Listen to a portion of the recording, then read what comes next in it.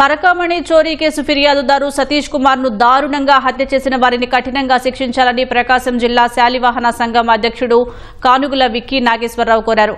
సతీష్ కుమార్ హత్య కేసును సీబీఐకు అప్పగించాలని డిమాండ్ చేశారు. సతీష్ కుటుంబానికి న్యాయం జరగకపోతే ఆందోళనకు దిగుతామన్నారు.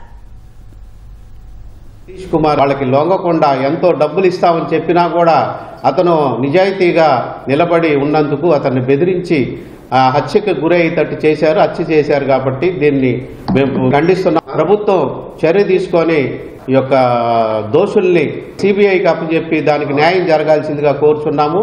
అలాగే వాళ్ళ కుటుంబానికి కూడా ₹1 సహాయం చేసి చంద్రబాబు నాయుడు ముఖ్యమంత్రి గారు గ్రూప్ 1 జాబ్ కూడా వాళ్ళ భార్యకి ఇవ్వాలని చెప్పేసి వై సతీష్ కుటుంబాన్ని ఆదుకోవాలని చెప్పేసి కోరుకుంటూ దీనికి న్యాయం జరగకపోతే ప్రకాశం జిల్లా కలెక్టరేట్ ఎదురుగా ధర్నా చేయడానికి కూడా సిద్ధంగా ఉన్నాం.